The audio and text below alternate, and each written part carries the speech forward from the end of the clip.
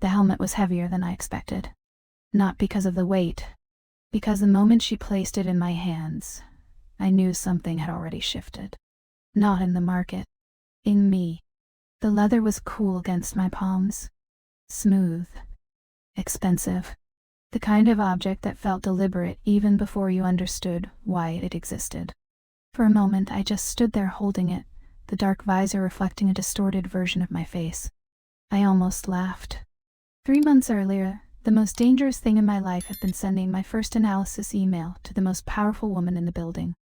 Now I was standing in the parking garage of Whitmore Capital, holding a motorcycle helmet, like someone who had already made a decision she didn't fully understand. And the worst part was, I remembered exactly when it started. Not with the helmet. Not with the bike. But with the moment Charlotte Whitmore looked at me across a conference table and didn't look away. 3 months earlier, my life had been painfully predictable. Wake up before sunrise. Coffee strong enough to feel like a punishment rather than comfort. The subway from Queens packed with commuters who all wore the same expression. The quiet determination of people chasing stability in a city that never promises it. Back then, everything felt structured. School had prepared me for that rhythm. Columbia had taught me equations, macro cycles, capital flows, the language of markets. But nothing prepared me for the reality of Whitmore Capital. The building alone felt intimidating. 52 floors of glass and steel rising out of Midtown like a monument to quiet power. The lobby floors were polished so perfectly that the lights above reflected like a second ceiling. Everyone walked fast there. Not rushed. Just purposeful. The air smelled faintly of marble cleaner, espresso, and expensive perfume. People didn't hesitate. They moved through the space like they belonged to it. On my first morning, I stood near the elevators trying to convince myself that I did too. Scarlett Rivera. 22. First-year analyst. New badge clipped to my jacket. A salary my mother still didn't quite believe was real. She had cried when I told her about the job. Not because she understood finance. Because she understood what stability looked like. And Whitmore Capital meant stability. Power. A future. Standing in the elevator that morning, with 48 floors still ahead of me, none of that felt glamorous. It felt like pressure. The quiet kind. The kind that sits in your chest and doesn't move. The trading floors were quieter than I expected. Movies make finance look chaotic. Shouting. Phones ringing. People running between desks. Whitmore Capital wasn't like that. Here, everything was controlled. Monitors glowed in neat rows. Analysts spoke in low voices. Keyboards clicked in steady rhythms like 100 tiny engines running simultaneously. Power lived in quiet places. I learned that quickly, but the first thing I truly learned about the company wasn't about finance. It was about risk. Everyone talked about it. Risk models. Risk exposure. Risk tolerance. But the phrase that appeared everywhere, meetings, internal memos, even casual hallway conversations, was always the same. A sentence repeated with almost religious consistency. Every risk must be calculated. First time I heard it, it came from my department head during orientation. The second time from a senior analyst explaining portfolio hedging.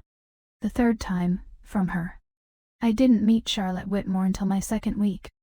And technically I wasn't supposed to. The meeting had been scheduled for senior analysts and partners to discuss a European infrastructure acquisition. My job was simple. Sit quietly in the back and take notes. Preferably without speaking. Preferably without existing too loudly. The room filled quickly. Chairs disappeared. Executives leaned against walls. And somehow I ended up standing near the far end of the conference table with my laptop balanced against my arm. Then the door opened. The room shifted. Not dramatically. Just subtly. But everyone felt it. Conversations stopped mid-sentence. Posture straightened. The air itself seemed to reorganize. Charlotte Whitmore walked in without rushing. 38 years old, and already the most talked-about CEO in Manhattan's financial circles. Tall. Blonde. Calm in a way that felt almost mathematical. She wore a dark tailored suit and heels that barely made a sound against the floor. Her hair was pulled back in a loose knot that made her look composed without trying too hard. She didn't smile. She didn't need to. Authority like that didn't announce itself. It simply arrived. She took the seat at the head of the table and listened as the presentation resumed. And that was the moment I understood why people talked about her the way they did. Charlotte Whitmore didn't dominate rooms through force. She dominated them through attention. Her gaze moved slowly across the table, resting on each speaker just long enough to make them aware of it. Not intimidating. Just precise. Like someone reading numbers on a screen. When the presentation ended, she waited. 3 seconds.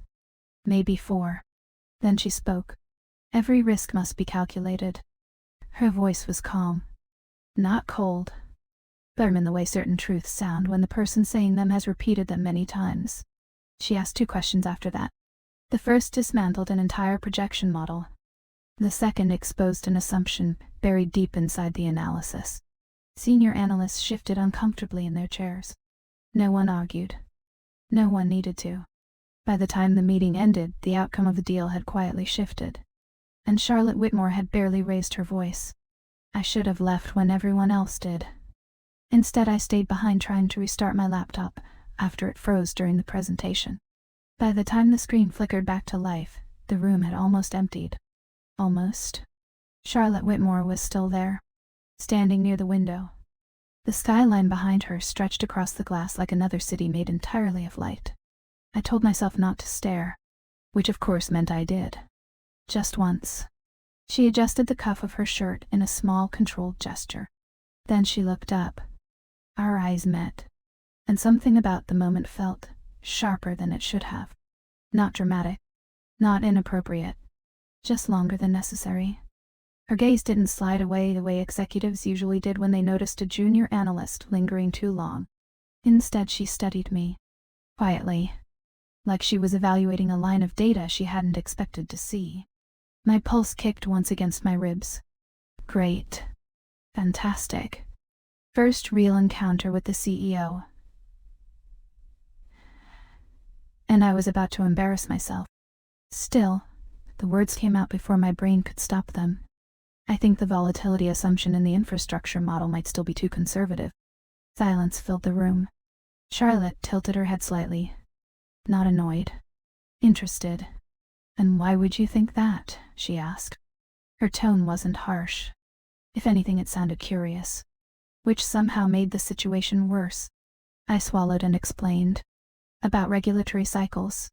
About capital flows. About something I had spent half a semester obsessing over during my final year at Columbia. When I finished, the room felt strangely quiet again. Charlotte didn't respond immediately. She watched me for a moment. Then she smiled.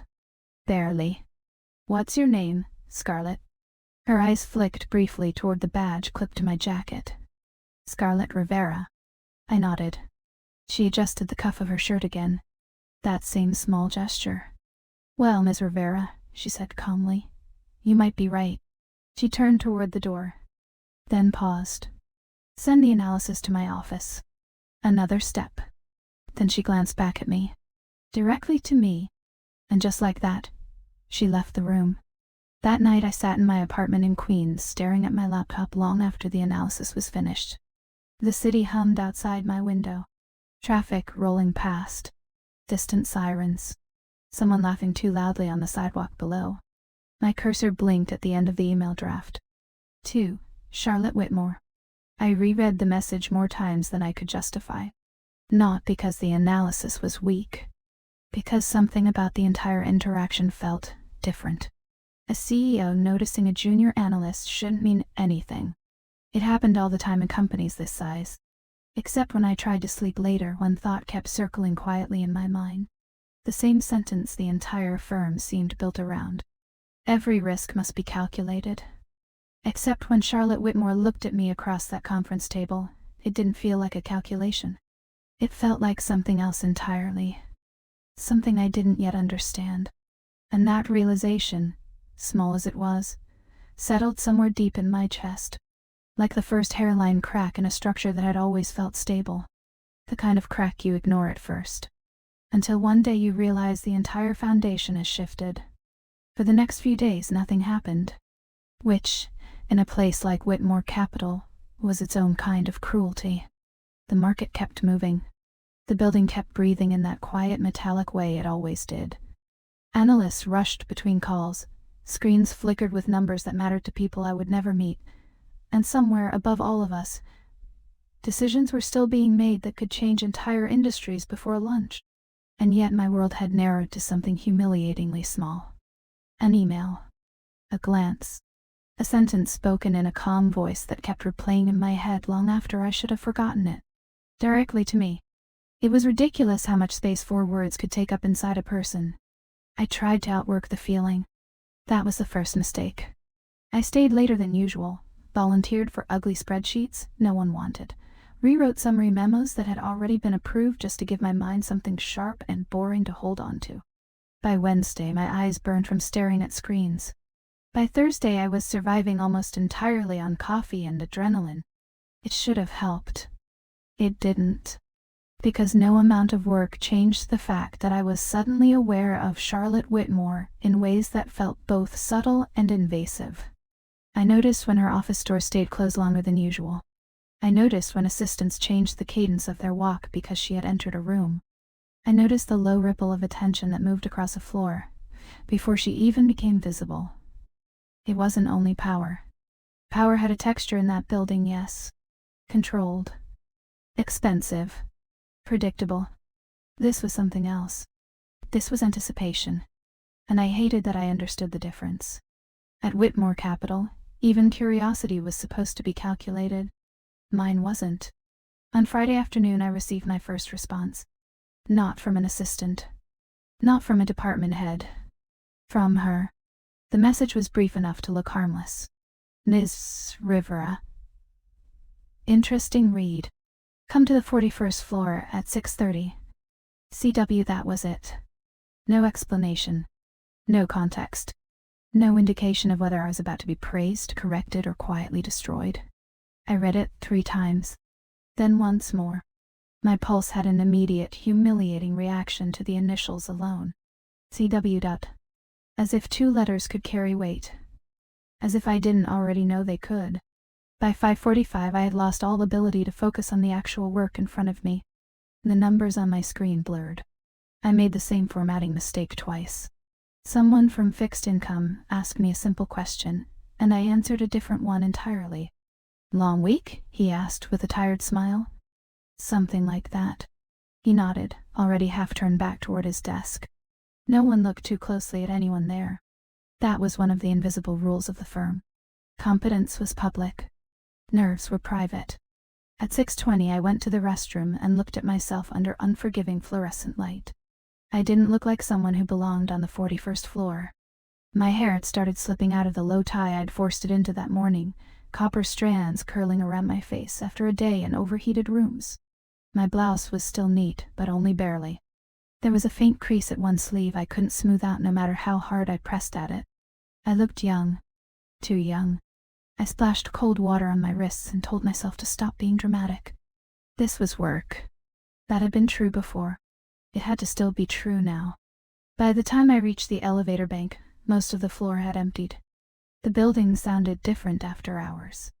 Less like a machine and more like something temporarily asleep. The lights remained bright, but silence moved more easily through the space. The kind of silence that made your footsteps feel louder than they were. The elevator doors opened on 41. Private offices. Executive conference rooms. Always lined with art that looked expensive enough to make conversation difficult. The assistant outside Charlotte Whitmore's office stood as soon as she saw me. Ms. Rivera? Yes. She's expecting you. Of course she was. I followed the assistant through a short corridor and into an office larger than my apartment. The first thing I noticed was the glass. Not the desk. Not the shelves. Not the city beyond. The glass itself. Floor to ceiling, turning Manhattan into something almost unreal. The skyline looked close enough to touch, softened by the blue-gray edge of evening. Far below, headlights slid through the streets in smooth ribbons of white and red. The world outside hadn't paused for my nerves. It rarely paused for anyone. Charlotte stood near the window with a file in one hand. No jacket this time. Just a pale blouse, dark trousers, and sleeves rolled once at the forearm in a way that should not have registered with me as strongly as it did. But it did. Because people like Charlotte Whitmore weren't supposed to look more human after hours. They were supposed to look more distant. She turned when she heard the door close. For one brief second I had the odd impression that she had been somewhere else mentally, and was returning to the room on purpose. Scarlett. The sound of my name in her voice did something unhelpful to my breathing. I hated that too. You asked for me. A small smile touched the corner of her mouth. Not warmth exactly. Recognition. I did. She set the file on the desk and moved toward it, every motion controlled without seeming stiff. Your analysis was good. Relief arrived first. Quick. Automatic. Then suspicion followed right behind it. There was no way someone like Charlotte Whitmore had called me up there at 6:30 just to say good job. Thank you. She picked up a page, skimmed it, then looked at me over the edge of the paper. Your conclusion was aggressive. I held her gaze. Incorrect? No. The word landed softly. Then why do I get the feeling that's not a compliment? That made her smile for real. Barely, but enough. Because you're paying attention. The room felt warmer than it had a second earlier. I hated how quickly my body noticed. The slow shift of heat under my collar. The shallow catch in my breath. The dangerous awareness that she was looking at me not as a junior analyst or a moving piece in a large machine, but as a person whose answer interested her. She set the page down. Aggressive isn't the same thing as wrong, Miss Rivera. There it was again. The calm precision. The slight distance of the title.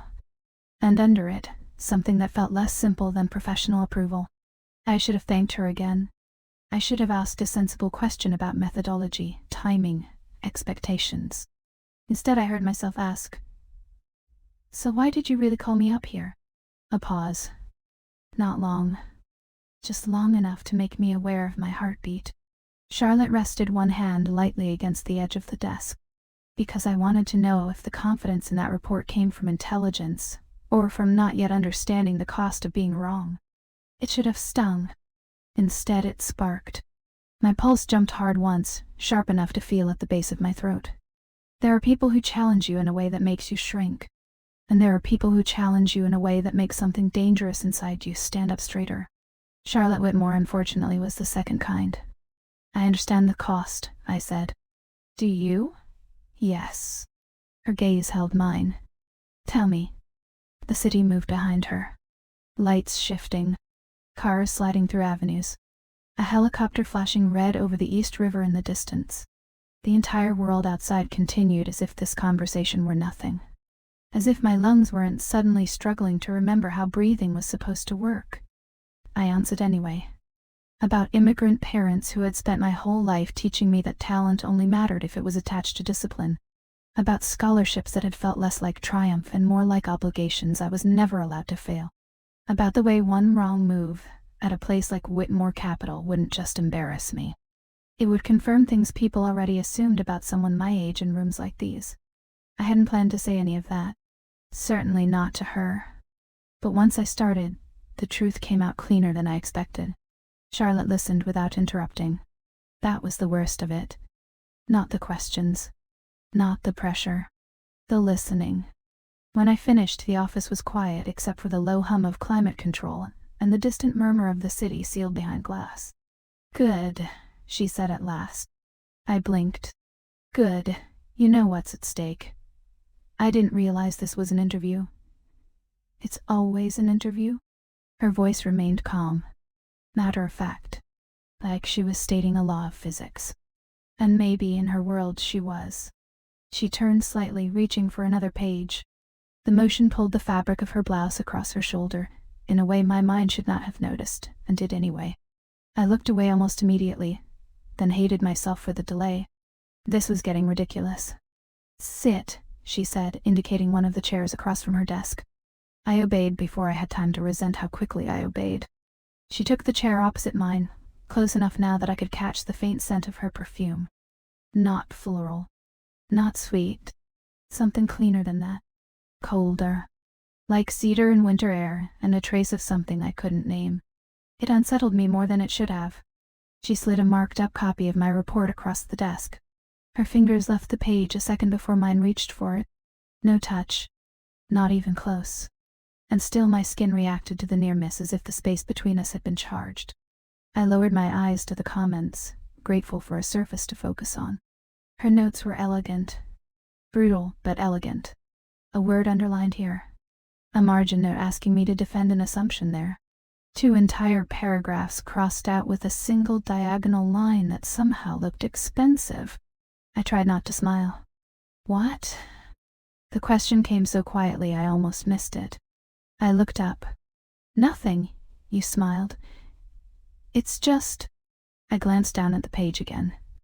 You have very aggressive handwriting. For the first time, the composure shifted. Only slightly, but enough. Her mouth curved. That's your professional assessment? Yes. Interesting. I should have stopped there. A smart person would have. Instead, I said, I'm starting to think everything about you is aggressive. Silence. God. I felt the heat rise immediately, low and swift, climbing all the way to my face. I had not meant to say that out loud. Or maybe I had. Maybe that was the more dangerous truth. Charlotte didn't rescue me from the moment. She didn't pretend not to hear it. She just looked at me. Completely still. And for one suspended second the room narrowed around that silence. Not the way a CEO looks at an employee. Not the way anyone should look during a conversation about portfolio exposure. My breath stalled. Something in my body went very still, as if movement would make the moment real, in a way I wasn't prepared to survive. Then she leaned back slightly in her chair, breaking the intensity without dissolving it. Be careful, Scarlett, she said. Softly. Not sharp enough to be a reprimand. Not light enough to be a joke. My name in her mouth again. No title this time. Just Scarlett. The shift was tiny. It felt enormous. With what? I asked before caution could stop me. Her eyes held mine a beat longer than necessary. With thinking confidence is the same thing as immunity. I should have looked down. Instead, I held her gaze and felt the dangerous little thrill of not looking away. I couldn't tell whether I wanted to win something or lose something. That was the problem. Maybe both. Charlotte stood first. The meeting, or whatever this had become, was apparently over. She moved toward the window again, and I rose a second later, report in hand. From where I stood, I could see her reflection layered over Manhattan. Blonde hair. Straight posture. One hand loose at her side. The city making her look even more untouchable. You'll revise the report, she said, still facing the glass. And send it back tonight. Tonight? She glanced at me over her shoulder. There's the aggression again. I almost smiled despite myself. You're keeping me here late to test me. She turned fully then, one brow lifting with elegant disbelief. Rivera. If I wanted to test you, you would know. That should have sounded cold. Instead, it settled low in my stomach with a warmth I had absolutely no use for. I left her office at 8:12, with marked pages under my arm, and my entire nervous system behaving like it had been introduced to a new kind of voltage. The elevator ride down felt longer than the one up. The mirrored walls forced me to look at myself, which was deeply unfair. My cheeks still held a trace of heat. My eyes looked too bright, too awake. By the time I got back to my desk, most of the floor was empty. I revised the report in silence, the city outside deepening from blue to black. The glow of my monitor made everything around me feel more private than it was. Every margin note she had written pulled me back into the room upstairs.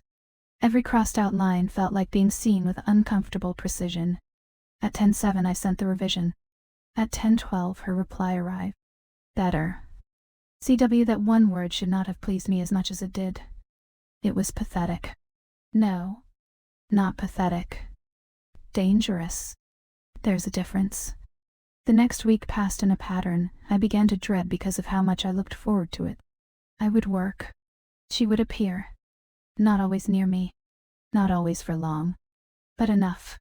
Enough to make me aware of her like weather. One morning I saw her crossing the floor while I was making the kind of weak office coffee that tasted vaguely metallic, no matter how much sugar you added. Conversations quieted in subtle waves as she passed. She said something to a managing director, then turned slightly and caught me looking. Only for a second. But it was enough. She didn't smile. Didn't nod. Just let her eyes hold mine for one calm, impossible moment before continuing down the corridor. I stood there with a paper cup in my hand, and a pulse that no longer had the decency to behave normally around her. Another time, late Wednesday, I was leaving a conference room with too many files in my arms when someone stepped into my path just as I turned the corner. Charlotte. The impact was minimal. Barely there. A shoulder. A file slipping. One page drifting toward the floor. But she reached for the papers at the same time I did, and her hand closed briefly around my wrist instead of the page. It lasted less than a second. Maybe not even that. Warm fingers. Firm grip. Then gone. "I'm sorry," she said. She was not a woman who often sounded sorry. I should have looked where I was going. That would have been efficient, I managed, because apparently even mild danger turned me sarcastic. The corner of her mouth moved. Then her eyes dropped very briefly to the inside of my wrist where her hand had been. Or maybe I imagined that. I replayed it enough times later that memory and wishful thinking became almost indistinguishable. She picked up the fallen page and handed it to me carefully, this time avoiding my skin altogether. "Careful," she said. I looked up too quickly. The word landed differently now. Not just about work. Not just about halls and files and sharp corners. Her gaze told me she knew I heard the difference. And for one instant, brief, impossible, I knew she did too. After she walked away, I stood there in the corridor for a full 5 seconds without moving. The building continued around me. Phones that. Footsteps. Distant elevator chimes. The ordinary pulse of a company too large to care that one of its junior analysts had just forgotten how to breathe over a touch that barely counted as touch. By Thursday night I had started doing something I despised. I was anticipating her. Not professionally. Not logically. Physically. I knew the sound of her heels in certain hallways. I knew the shift in people's posture before she came into view. I knew that if I looked up from my screen and at the right time in the late afternoon, I might catch her reflected in the glass of a nearby office before she turned the corner. It felt obsessive. Worse, it felt mutual in flashes, which was the only thing more dangerous than wanting. Once, during a strategy review, I made a point she challenged in front of 6 people. Not cruelly. Just directly. "Defend it," she said. So I did. More sharply than I should have. The room quieted. My pulse climbed. My mouth went dry. But under the nerves there was something else now. Something hot and alive and impossible to deny. I liked it when she pushed. I liked answering. I liked the way her attention narrowed when I didn't back down. When the meeting ended, everyone rose at once in that usual executive hurry. I gathered my papers too quickly and nearly left my pen behind. "Scarlett." Her voice stopped me before I reached the door. I turned. The room had mostly emptied. She stood at the far end of the table, one hand resting lightly on a chair back. That was a stronger defense. I should have said thank you. Instead I said, "You made me work for it." A pause. Then, yes. One word. Flat. Calm. Undeniably deliberate. Heat moved through me so fast it almost felt like embarrassment. Except embarrassment didn't usually settle lower, slower, and stay there. She noticed. I'm certain of that now. At the time, all I knew was that her gaze dropped just long enough to make me aware of my own body in a way that felt suddenly dangerous. The collar of my blouse. The pulse at my throat. The fact that I was too warm in a room that wasn't warm at all. The city kept darkening outside the windows. Headlights moved. Markets in another time zone were already waking up. The world outside never cared what was happening to you. That was one of the first lessons adulthood teaches, and Manhattan taught it well. Still, by Friday evening, something had shifted. Not publicly, not enough for anyone else to name, but enough for me. Enough that when I saw her through the glass wall of a conference room, jacket off, sleeves rolled, speaking quietly into her phone with that same controlled intensity, she brought to everything. My body reacted before my mind did. A small hitch in my breath. A warm flutter low in my stomach that I had no business feeling at work. Fear came right behind it. Not fear of her. Fear of myself. Of how quickly attraction had started to take up space inside me. Of how little it seemed to care about reason. I told myself the obvious truths. She was my CEO. She was married. She belonged to a world so far above mine that even imagining a real crossing between us felt absurd. And still, when she walked out of the room and saw me standing there with a folder in my hand, she slowed. Not much. Just enough to acknowledge the moment. "Still here?" she asked. "It's not even 7 for you. That's late." I don't know why that startled me more than it should have. Maybe because it meant she noticed when I left. Maybe because the sentence carried the quiet suggestion that she had been paying attention to my rhythm the way I had been paying attention to hers. "Some of us have to earn our reputation," I said lightly. "And some of us have already earned it," she replied. The words should have ended the exchange. Instead, she took one more step closer. Not close enough to be improper. Close enough to alter the air. I caught the clean cedar scent of her again. My pulse answered instantly. Her eyes moved over my face for one impossible second, as if she were deciding whether to say something else. Then she glanced at the folder in my hand. "You're wasting time on that model." I blinked. "I beg your pardon?" "It's built on a faulty regional assumption." She reached for the folder, her fingers grazing the edge near mine. "Come with me." No explanation. No room to refuse without making it strange. And maybe that was the problem. Maybe I didn't want room to refuse. She led me down a quieter corridor toward a smaller conference room overlooking the river. No assistant. No audience. Just the muted sound of the city sealed behind glass, and the soft click of the door as it closed behind us. She took the folder, opened it on the table, and stood beside me rather than across from me. That alone changed everything. The proximity was practical. It had to be. She was showing me something on the page. Reworking an assumption. Pointing to a ratio I had accepted too quickly. Her voice remained even, composed, low enough that I had to focus to catch every word. But she was close. Close enough that the heat of her body existed at the edge of my awareness. Close enough that if I turned my head even slightly, I would be looking directly at her mouth. I hiked my eyes on the paper. "Mostly." "See this?" she asked. "Yes, no, you don't." I let out a soft, involuntary breath that was almost a laugh. "You're very committed to making me feel incompetent." "That would imply this takes effort." I turned my head before I could stop myself. She was already looking at me. There it was again. That impossible stillness. Her expression didn't change, but something in the room did. The charged silence after a line lands too close to something true. My heartbeat came hard and sudden. I hated that she was close enough to notice the pulse in my throat if she wanted to. "I don't think you called me incompetent," I said quietly. "No? You called me careless." She held my gaze. "Did I?" "No," I admitted. "Not exactly." The words came out softer than I intended. Her eyes dropped, just once, to my mouth. Or maybe I imagined that, too. "No. Not that." I didn't imagine the way the room changed afterward. I didn't imagine how thin the air suddenly felt. Charlotte straightened first, placing a small but necessary distance back between us. "Revise the regional assumption and send it to me tomorrow." Again. To me. Always that little line of private direction, folded inside professional language. I nodded because speaking felt dangerous. She closed the folder and handed it back. Our fingers brushed this time. Not by accident. Not exactly.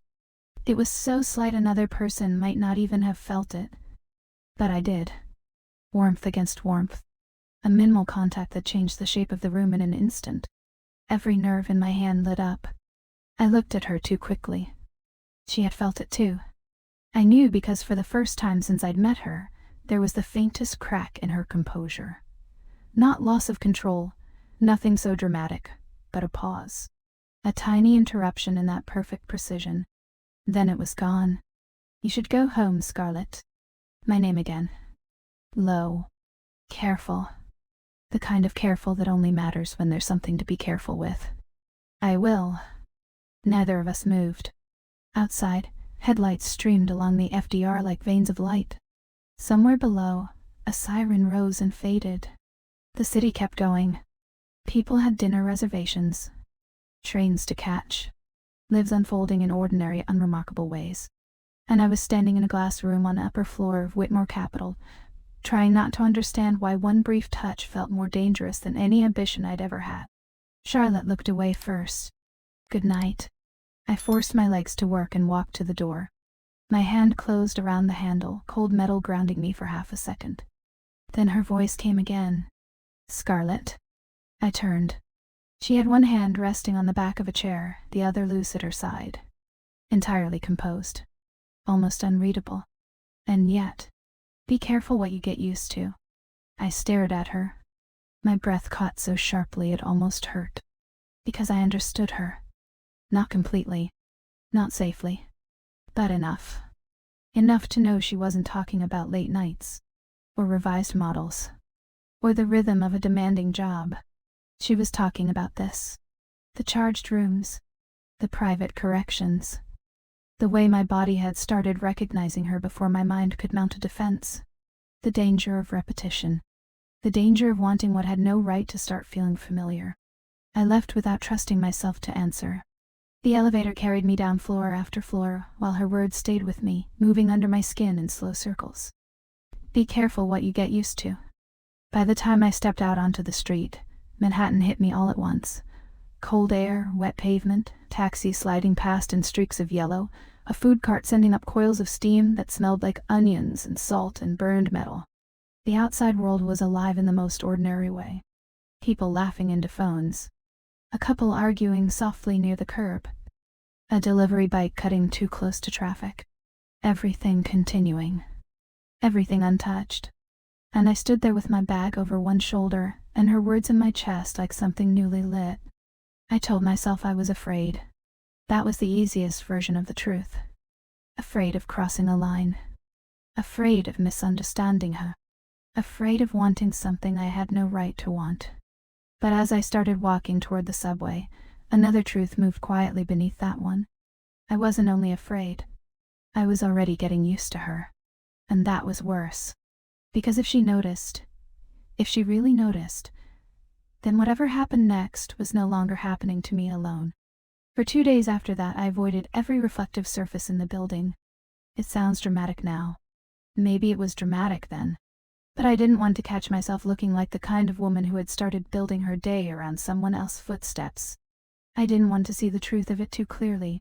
Not in the mirror of the elevator. Not in the black glass of an empty conference room. Not in the polished chrome of the coffee machine where I had begun, without admitting it, to pause for one extra second in the mornings because Charlotte Whitmore sometimes crossed that corridor between 8:15 and 8:20. The worst part wasn't that I noticed her. The worst part was that my body had started noticing her first. Before thought. Before sense. Before the part of me that still believed discipline could fix anything. By Monday afternoon, I knew the pattern of her presence the way you know weather when you live in a city long enough. The slight shift in the floor's rhythm when she arrived. The quiet ripple of attention. The way conversations tightened, then smoothed themselves out after she passed. There was a temperature change to her, not literal but close enough that my body kept mistaking one thing for the other. I hated that I knew this. I hated that I had started measuring time by moments that involved her. And I hated, most of all, that she seemed to know it. Not openly. Not in any way I could have named aloud without sounding delusional. But there were moments now. Tiny ones. Dangerous precisely because they were so easy to deny. A glance held too long. A correction delivered softly enough to sound private even when it wasn't. My name spoken without the title she gave everyone else. They were small things. Small things ruin people all the time. Monday ended with rain. The kind that made Manhattan look blurred at the edges, every light turning gold and unstable in the wet streets below. By 7:30, most of the junior analysts had already left, and the floor had taken on that after-hours hush I was starting to associate with trouble. I was still at my desk, trying to untangle a model that had somehow become more confusing the longer I stared at it, when my screen dimmed for a second. I looked up. Charlotte stood beside my desk. Not directly beside it. Not close enough to be improper. Close enough that I could smell rain on the wool of her coat. For one stupid second, I forgot where I was. "Still here?" she asked. There was nothing unusual in her tone. Just calm observation. And yet my pulse reacted so fast it almost embarrassed me. "I could ask you the same thing." Her gaze dropped briefly to my monitor. "You could, but your model would still be wrong." I let out a breath that was almost a laugh. "You really know how to make a person feel confident." "That depends on the person." My fingers froze over the keyboard. The outside world kept moving. I could see it reflected faintly in the window beside us, headlights streaming through wet avenues, pedestrians hunched beneath umbrellas, a delivery truck double parked below. The city had no idea my entire nervous system had just gone alert, because my CEO had chosen to stop at my desk instead of walking past it. Charlotte leaned one hand against the back of the empty chair beside mine and glanced again at the spreadsheet on my screen. "You're overcorrecting the risk spread," she said. There it was again. Risk. Always that word between us, changing shape every time it returned. "I know," I said. "I'm trying to figure out where I stopped trusting my own assumptions." She looked at me then properly. A strange silence settled between us. "Do you want honesty?" she asked. "Is that ever optional with you?" The corner of her mouth shifted. "Not usually."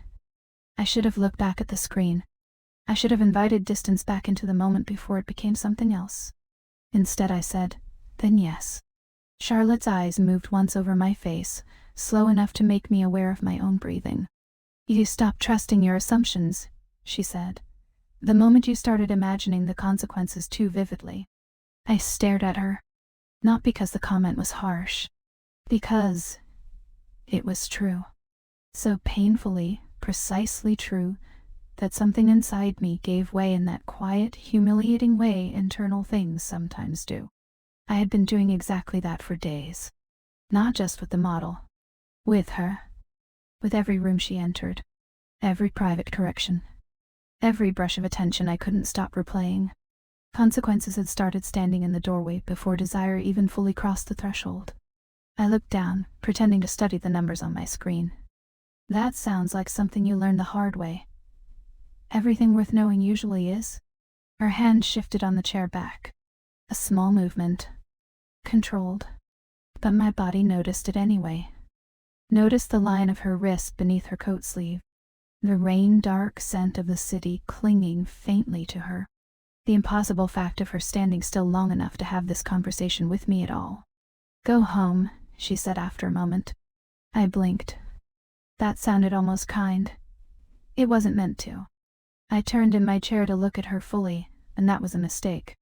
She was too close when I did it. Not dangerously close. Not yet. But enough that I could see the pale gleam of rainwater still clinging to one strand of her blonde hair near her temple. Enough that the clean cedar scent I had started associating with her was mixed now with something colder and wetter.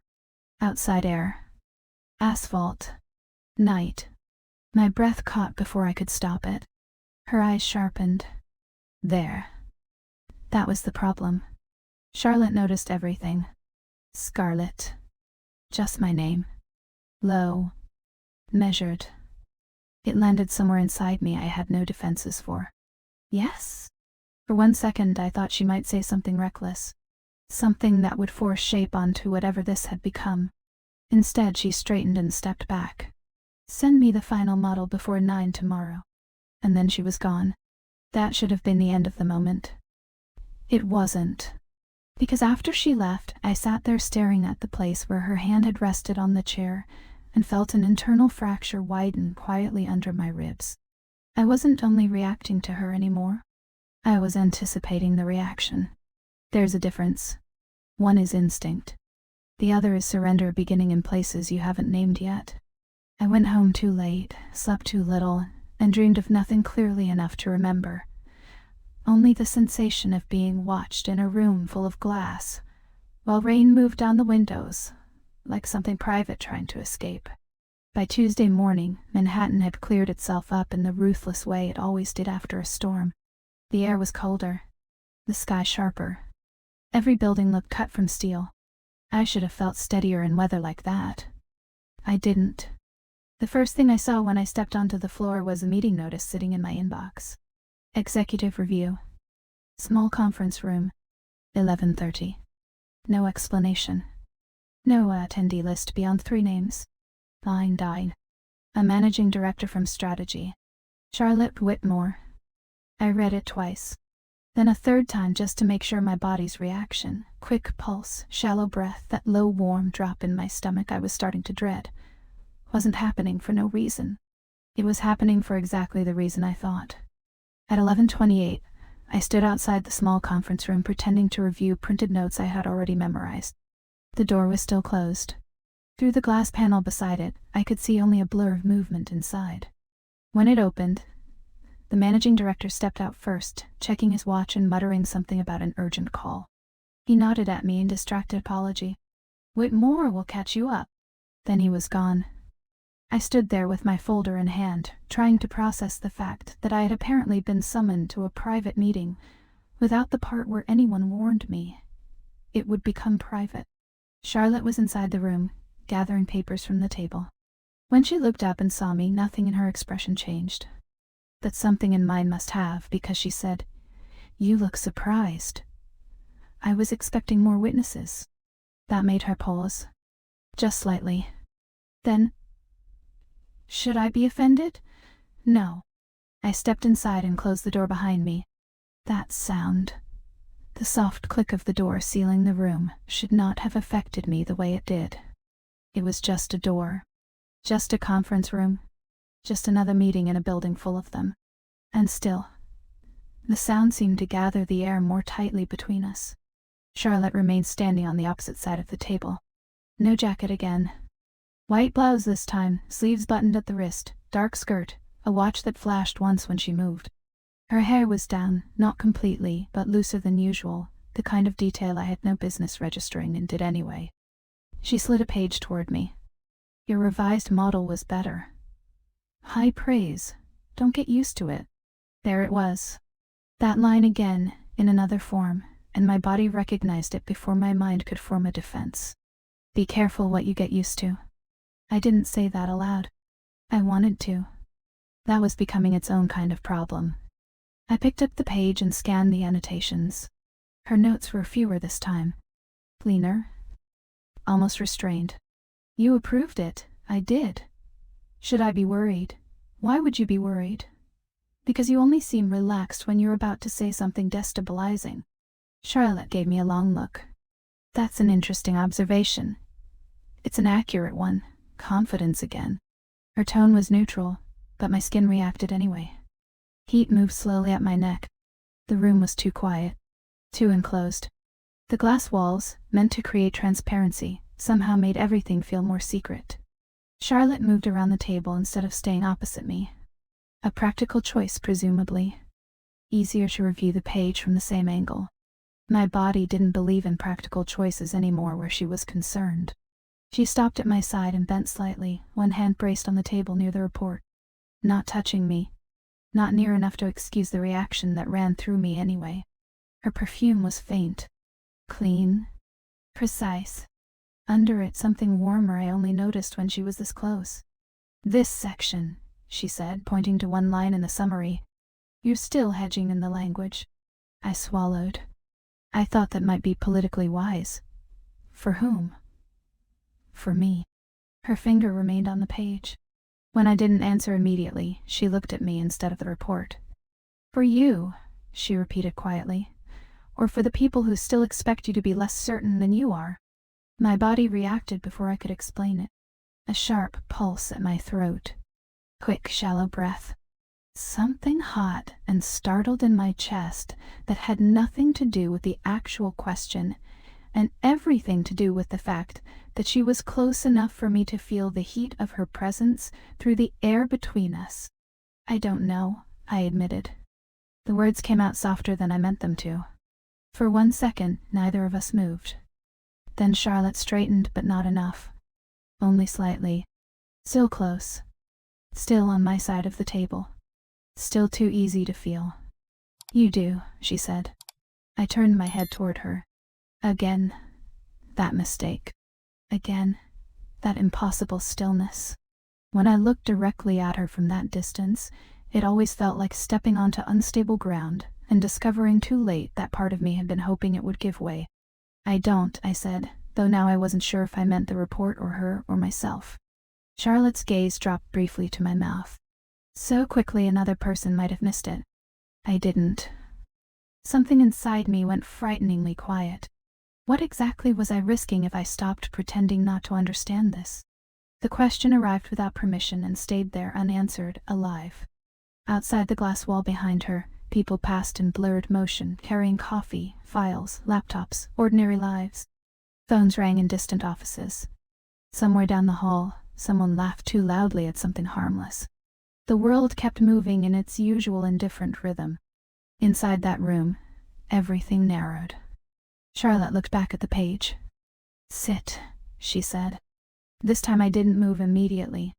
Why? A beat of silence. Then she held my gaze and said, because if you keep standing that rigidly, you're going to stop hearing anything I say. Heat went straight through me. Not because of the words themselves. Because of how accurately she had read me. I sat. She remained standing for another second, watching me in that maddeningly composed way of hers. Then she took the chair beside mine instead of the one across the table, close enough that our shoulders almost aligned. The risk of the room changed shape instantly. Now we faced the same direction, the report between us like some increasingly transparent excuse. Charlotte pointed at the page again, but her sleeve brushed lightly against my forearm this time. It might have been accidental. My body didn't care. The contact was brief. Minimal. Fabric against skin. A fraction of a second at most. But a rush of heat moved through my arm so quickly it felt almost electrical. I went still. Too still. Charlotte did too. Not outwardly. Not enough for anyone looking through the glass to notice. But I felt it. The tiny interruption. The breath she did not quite finish taking. She continued speaking about the report, but I didn't hear the next sentence clearly. All I could hear was my own pulse.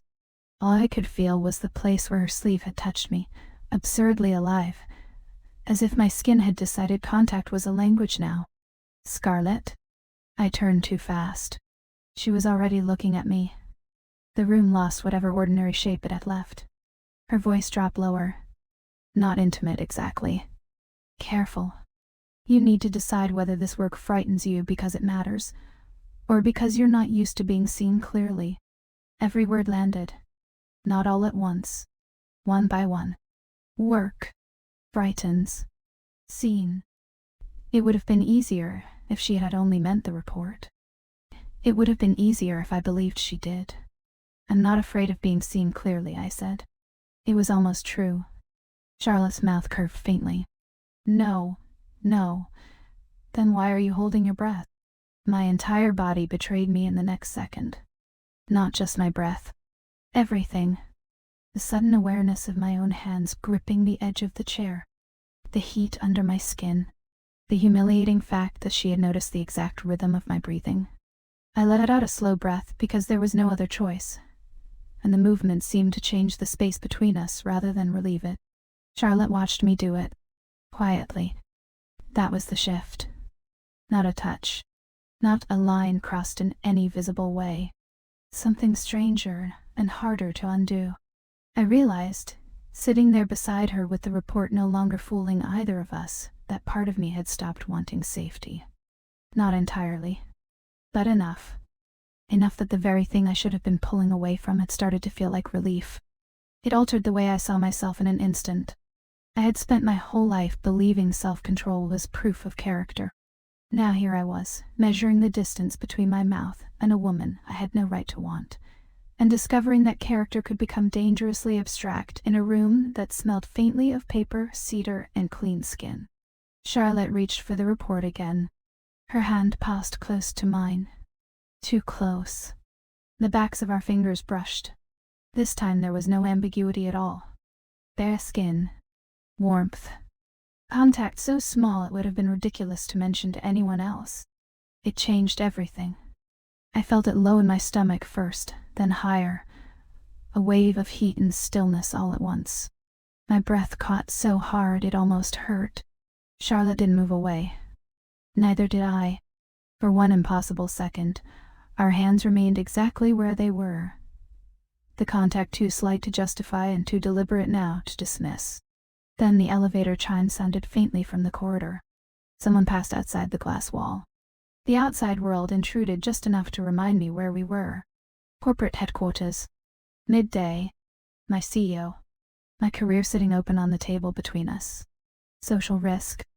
Personal risk. The kind that stains quietly and spreads before you notice. One rumor. One wrong glance seen by the wrong person. One misread moment. One loss of judgment large enough to become the only thing anyone ever remembered about me. Charlotte withdrew her hand first. The loss of contact felt immediate.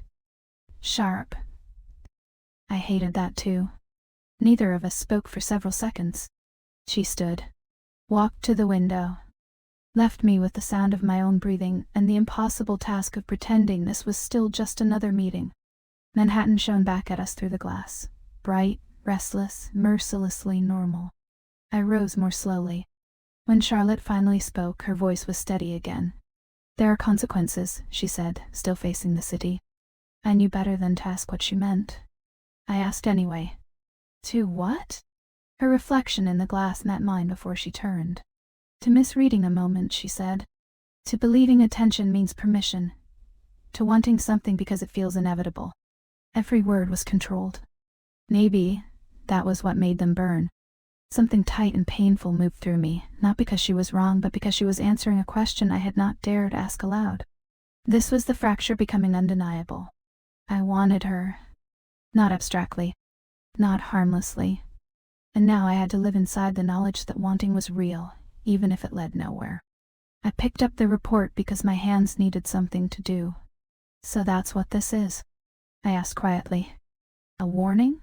Charlotte looked at me for a long moment. When she answered, her voice was softer than before. That depends on whether you need one. I should have looked away. I didn't. Do I? Her eyes moved over my face once, slowly enough to make the room feel smaller. Yes, she said. The word should push me back into myself. Instead, it did something more dangerous. It made me angry. Not loud anger. Not even visible anger. The kind that rises because fear has finally gotten tired of disguising itself as restraint. Then maybe, I said before caution could stop me, you should stop giving me reasons to need one. Silence. Charlotte went completely still. Outside, the city kept moving. A helicopter blinked across the afternoon sky. Someone rolled a cart down the hall beyond the glass. Somewhere on a lower floor, applause broke out briefly, absurdly, for something unrelated to the slow disaster unfolding in my chest. I had said too much. I knew it the second the words left me. But I also knew something else. I meant them. Charlotte took one step toward me. Not enough to be called closeness. More than enough to change the air. Careful, Scarlett. That word again. That tone again. Not command. Not quite. Something harder. I could feel my heart beat in my wrists. In the conference room, I said, too quietly. Or in general? Her mouth parted slightly, then closed. For the first time since I'd known her, she looked like someone weighing an answer she did not want to give. When it came, it was almost gentle. In ways you don't yet understand. And that, more than anything, undid me. Not because it was cruel. Because it wasn't. There was restraint in it. And concern. And something dangerously close to honesty. The room had tilted. I was sure of it. Not physically. Internally. Some balance I had been relying on was gone now. I could not go back to harmless curiosity after this. I could not tell myself that what I felt was only admiration or ambition or the thrill of being noticed by someone powerful. Desire had entered the room and sat down, calm as a fact. I saw myself differently because of that. Less disciplined than I had believed. Less invulnerable. More alive in ways I did not trust. I reached for the door before I could say something worse. My hand closed around the handle. Cold metal. Steadying. Behind me, Charlotte said my name once. Just once. I turned. She had not moved again. She stood near the window, one hand resting at her side, composed in that devastating way she always was. Except now I knew composure could be a form of strain too. Send the final draft by 6, she said. Work again. The structure returned like a curtain drawn halfway closed. I nodded. But neither of us believed the room had become safer. When I stepped into the corridor, the cool air hit my face, and I realized I had been too warm the entire time. My skin still held the memory of her sleeve. My hand still remembered the brief, deliberate touch of her fingers. My body still had not caught up to the fact that the moment was over. Or maybe it wasn't over. Maybe that was the real problem. The rest of the afternoon passed in fragments. Screens. Numbers. Email chains. The ordinary machinery of finance moving around me while part of me remained trapped in that conference room, replaying every look, every pause, every word that had meant more than it admitted. By 5:40, the final draft was finished. I attached it to an email and stared at the screen too long before sending. My cursor hovered over her name. Charlotte Whitmore, my CEO. A married woman. A woman whose attention could alter the chemistry of a room without ever visibly breaking a rule. I sent the report at 5:52. At 5:57, her reply came back. Approved. No initials this time. No warmth. No sign at all of the thing that had happened between us. I should have felt relieved. Instead, the restraint in that single word tightened something in my chest. Because now I knew this too. If she was pulling back, it was only because she had felt it.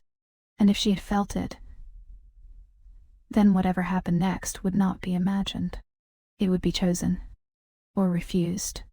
I shut down my computer and stood, but for a second I couldn't move. The floor around me was almost empty. Evening light had gone pale, and silver on the windows. Somewhere far below, traffic thickened into the usual rush of people trying to get somewhere before night fully took the city. Everything outside was still moving. Inside me, something had stopped pretending to be anything other than what it was. I picked up my bag and headed for the elevators with the strange, sickening clarity of someone who has just discovered a truth too late to remain innocent. By the time the elevator doors closed, only one thought remained with any real shape. I no longer feared misreading the moment. I feared that I had understood it exactly right. The rest of that evening should have returned everything to normal. It didn't. The elevator carried me down through the building like nothing unusual had happened. The lobby lights reflected cleanly off marble floors. People passed through the revolving doors with umbrellas tucked under their arms, their conversations ordinary and unbothered by whatever private storms existed in the upper floors above them. The city was moving. The world was moving. But something inside me had stopped pretending that the tension between Charlotte and me was harmless. I walked 3 blocks before I realized I wasn't actually heading toward the subway. My mind kept replaying the moment in the conference room. The stillness, the brush of her hand, the way her voice had softened just enough to reveal restraint instead of indifference. And that had been the fracture. Not the touch. Not the proximity. The restraint. Because restraint only matters when something is being held back. Manhattan's evening air had turned sharp after the rain earlier that week. The sidewalks were slick and reflective under the glow of storefront lights. Traffic moved steadily down Lexington, taxis weaving through lanes with the casual aggression of people who had stopped believing rules applied to them. I should have gone home. Instead, I kept walking. I told myself it was because I needed air. Distance. Time to reset whatever dangerous circuitry my brain had developed in the presence of Charlotte Whitmore. But the truth was simpler. I didn't trust myself to sit still with the knowledge that I had wanted to stay in that room. Wanted to see what would happen if neither of us stepped back. I was halfway down another block when I heard the sound. Low. Deep. Mechanical. The kind of engine that doesn't purr. It waits. I turned instinctively. At the curb across the street, a black motorcycle idled beneath a streetlight, and Charlotte Whitmore was sitting on it. For 1 second, my brain refused to accept the image. It was too out of place. The Charlotte Whitmore I knew existed in glass offices and strategy meetings and conversations that quietly shifted the trajectory of financial markets. She did not exist on motorcycles. And yet there she was. Helmet resting against the handlebar. Long black coat falling cleanly along the line of the bike. One boot planted on the pavement as if she had been waiting long enough to become comfortable with the idea. When she saw me stop walking, the corner of her mouth lifted. Not triumph. Recognition. My heart reacted before logic could intervene. "What are you doing here?" I called across the street. She cut the engine. The sudden quiet made the moment feel more deliberate. "You didn't go home. That doesn't answer the question." She leaned slightly against the bike. I could say the same. I crossed the street before I fully decided to. That was becoming a pattern. Standing closer now, the image became even more surreal. Charlotte Whitmore, CEO, strategist, terrifyingly precise architect of billion-dollar decisions, looked completely at ease beside a machine that looked designed for escape. "You ride motorcycles," I said slowly. Her eyebrow lifted. "You sound surprised." "I am. You shouldn't be." "Why?" "Because calculated people still need somewhere to put the part of themselves that refuses to be calculated." I stared at her. That line landed somewhere deep. The city continued moving around us. Pedestrians passed without paying attention. A bus roared past the corner. Somewhere nearby, a restaurant door opened and released the smell of garlic and wine into the evening air. Normal life. And here we were. "What are you doing here?" I asked again, quieter this time. Charlotte picked up the helmet from the handlebar. For a second, she just held it. Then she extended it toward me. The same black helmet I had imagined earlier without understanding why. "Get on." 2 words. Calm. Certain. My body reacted instantly. A rush of heat moved through my chest so fast it almost startled me. "That's not an explanation." "No." "And if I say no?" Her eyes held mine. "You won't." My breath caught. It wasn't arrogance. It was observation. She knew something. Something about the way my body had started responding to her presence before my mind could catch up. "You're very confident," I said. "Only about certain things. And this is one of them?" "Yes." The helmet was still in her hand. I looked at it, then back at her. "What exactly do you think is happening right now?" Charlotte tilted her head slightly. "You're deciding whether fear is going to make the decision for you." I laughed under my breath. "That's manipulative." "No, what is it then?" "Accurate." The word hung between us. A taxi honked down the street. Someone shouted something in Spanish from a delivery truck. The night continued expanding around the moment. My pulse had settled into a steady rhythm that felt suspiciously like anticipation. That was the problem. If I walked away now, everything would return to its carefully constructed balance. Professional distance. Controlled tension. Safe curiosity. But if I stayed, I knew exactly what would change. The moral question arrived quietly. What exactly am I risking if I stop pretending this is only professional? I looked at Charlotte again. She hadn't moved. Still waiting. Still holding the helmet like an invitation she already knew the answer to. "Every risk must be calculated," I said. Her eyes warmed slightly. "Some risks are impossible to calculate." I took the helmet. The leather was colder than I expected. Heavier, too. When I slid it on, the world narrowed slightly. The visor turning the city lights into soft halos. Charlotte swung onto the bike with effortless balance. "Hold on," she said. I hesitated only a second before climbing on behind her. The moment my hand settled around her waist, something inside me went perfectly still. Warmth through the fabric of her coat. The steady strength of her body beneath my palms. For 1 second, neither of us moved. Then the engine roared back to life. The bike pulled away from the curb, merging into the flow of Manhattan traffic with startling smoothness. Wind pressed against my jacket as we accelerated down the avenue. The city became motion and light and noise, buildings streaking past in tall silver lines, headlights sliding across wet pavement, cold air rushing around the edges of the helmet. I had never been on a motorcycle before. The sensation of movement was sharper than any car. Closer to the world. Closer to losing control. My grip tightened instinctively. Charlotte's voice drifted back through the air. "Relax. Easy for you to say. You're not going to fall. You sound very sure. I am. We crossed through an intersection just as the light turned yellow. The skyline opened briefly ahead of us. I could see the river reflecting the city like broken glass. For a few minutes neither of us spoke. The ride itself became the conversation. Speed. Air. The strange intimacy of holding someone while the entire city rushed past around you.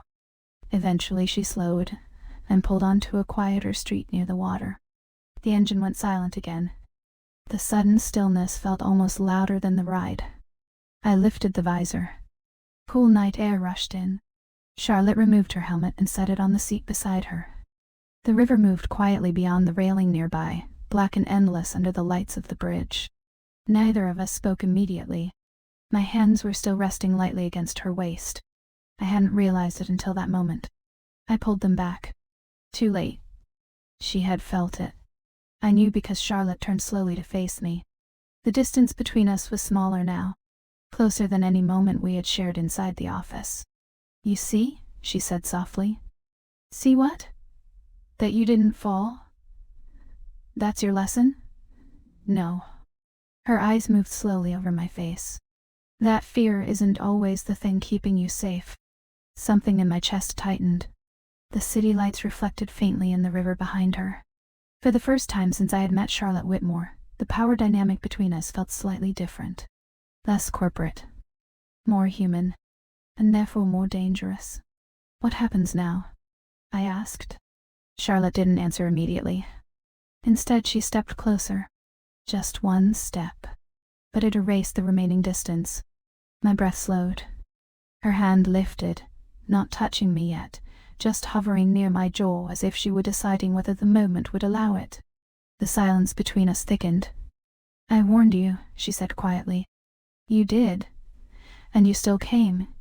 Yes. My voice came out softer than I intended. That was the surrender. Not physical. Not yet. Emotional. The recognition that I had already crossed the first line by wanting this moment to exist. Charlotte's hand finally reached my face. Her fingers brushed lightly along my jaw. The touch was gentle, almost tearful. My body reacted instantly, heat rising under my skin, breath catching in a way I couldn't disguise. The world outside the moment seemed to dissolve. The river. The city. The distant traffic. Everything faded behind the awareness of her hand against my face. Scarlett, she said quietly. My name and her voice felt different here. Less formal. More dangerous. Yes. For 1 second I thought she might stop. Instead she leaned closer. Our foreheads nearly touched. Her breath warm against my lips. And when she kissed me, it was slow. Deliberate. Not rushed. The kind of kiss that doesn't ask permission because it already understands the answer. My body responded before my mind could form a single coherent thought. Hands rising instinctively to her coat. The world narrowing into warmth and breath. And the quiet electricity of finally crossing a boundary that had been waiting between us for weeks. For a moment neither of us moved beyond that. Just the kiss. Just the realization of it. When we finally separated, my pulse was racing. Charlotte's hand rested lightly against the side of my neck now. The river moved quietly behind her. Manhattan continued shining with indifferent brilliance. And something irreversible had just happened between us. But the night wasn't finished yet. Because the way Charlotte was still looking at me, steady, searching, careful, told me the real consequences of this moment had only just begun. The city was still breathing when we finally pulled away from the river. Not loudly. Not dramatically. Just the quiet pulse of Manhattan continuing the way it always did, indifferent to the private revolutions unfolding inside the people moving through it. Charlotte didn't start the engine right away. We stood there for a moment beside the bike, the wind from the water slipping between buildings and moving softly through the loose strands of her hair. My pulse had not returned to normal. It probably wouldn't for a while. The kiss had not been reckless. That was the strange part. Reckless would have been easier to explain. Instead, it had been deliberate. Measured. The kind of kiss that acknowledged everything it was risking and still happened anyway. Charlotte watched me carefully, the same way she watched market shifts or strategy models, calm, attentive, aware of every subtle change. Except now there was something warmer in that attention. Something human. "You're quiet," she said. "I'm thinking. That can be dangerous." I almost smiled. "I'm beginning to notice." For a moment neither of us spoke. The river rolled slowly behind her, black and endless beneath the bridge lights. Cars passed somewhere above us, their tires whispering across wet pavement. Normal sounds. Ordinary life. Yet something between us had stepped outside that rhythm. "What happens tomorrow?" I asked. Charlotte leaned lightly against the motorcycle, arms crossed, studying me in that patient way that always made me feel like she was looking 2 thoughts ahead. "Tomorrow," she said, "we go back to work. That's it. That's not a small thing." I exhaled softly. She was right. The reality of the world we lived in had not disappeared simply because we had crossed a line. She was still Charlotte Whitmore. CEO. Public figure. Married. And I was still Scarlett Rivera. Junior analyst. Ambitious. Visible in ways I had never intended to be. Risk lived everywhere around us. Professional risk. Social risk. Personal risk. I had always believed those were separate categories. Standing beside her in the quiet night air, I realized they had begun overlapping in ways no spreadsheet could have predicted. "Are you regretting it?" I asked quietly. Charlotte didn't answer immediately. Instead, she stepped closer again, slow enough that the movement felt like a decision rather than impulse. Her hand lifted, brushing lightly against my wrist. Contact was small. Warm. Steady. "No," she said. The word settled somewhere deep in my chest. "Are you?" The question was fair. Maybe inevitable. For the first time since the ride began, I allowed myself to answer honestly. No. The truth felt strangely peaceful once spoken. Not simple. Not safe. But real. Charlotte studied my face as if confirming something she had already suspected. "You understand this changes things, yes. And not only between us." I nodded slowly. "I know." Silence returned. But now it was softer. Less charged with uncertainty. More like the quiet after a storm when the air has cleared enough for you to finally see the landscape differently. Charlotte picked up the helmet and set it back on the handlebar. "You should probably head home. You're sending me away?" I'm being practical. That sounds suspiciously like restraint. Her eyes met mine again, and that small curve returned to her mouth. Restraint has its uses. Even for someone who rides motorcycles through Manhattan at night. Especially for someone like that. I laughed under my breath. The tension that had been coiled inside me for weeks loosened slightly. Not gone. Just understood now. I watched the water move behind her for a moment. "You know," I said slowly, "I spent the first month at Whitmore Capital trying to convince myself that everything there followed a formula. And now? Now I'm starting to think the most important decisions don't." Charlotte tilted her head slightly. "That's a dangerous realization for someone in finance, or an honest one." She didn't argue. The city lights reflected in her eyes when she looked at me again. "You're going to be very good at this job," she said quietly. I raised an eyebrow. That almost sounded like a compliment. It was. "And here I thought you specialized in aggressive handwriting." That made her laugh softly. A real laugh. The sound surprised both of us. For a second, the distance between CEO and analyst disappeared completely. 2 people standing beside a river at night. Nothing more complicated than that. Eventually, Charlotte swung back onto the bike. "You still need a ride?" I hesitated. Part of me wanted to stay in that moment a little longer. But the city had already started pulling us back toward the lives waiting beyond the river. "Yes," I said. This time, when I climbed onto the bike behind her, my hand settled around her waist without hesitation. The contact felt natural now. Familiar in a way that might have frightened me earlier. The engine roared back to life. We rode through the city again, the lights of Manhattan sliding past like reflections on moving water. I rested my forehead lightly against her shoulder as we crossed another bridge. The wind rushed around us. The world opened wide and loud and alive. And yet inside that noise something quiet had formed between us. Not certainty. Not resolution. Something better. Recognition.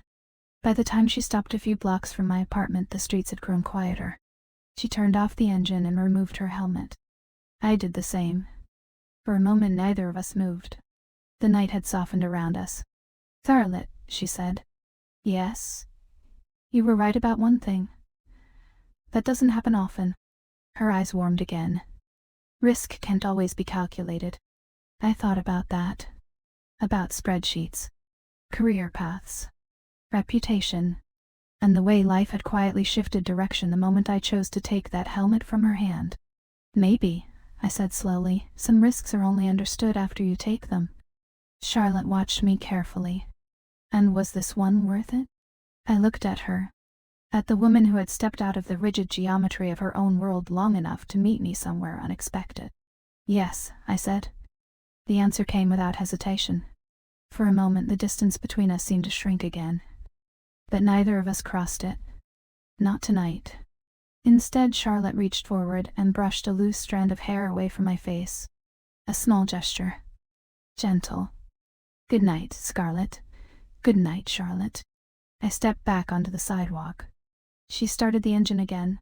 The motorcycle pulled away into the quiet street, its low hum fading slowly into the night. I stood there watching the red taillight disappear between buildings. The city continued around me. Cars passed. Windows glowed. Someone laughed in an apartment across the street. Life moved forward exactly the way it always had. And yet something inside me had changed in a way that could never fully return to its original shape. Not because I had fallen in love. Not because everything suddenly made sense. But because I had finally understood something about risk that no textbook had ever explained. Sometimes the most important calculations aren't made with numbers. They're made with courage. I turned toward my building and started walking, the night air cool against my skin.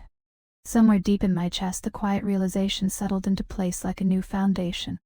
The world hadn't become safer. It had become wider. And as I climbed the stairs to my apartment, one thought stayed with me. Steady, surprising, and impossible to ignore.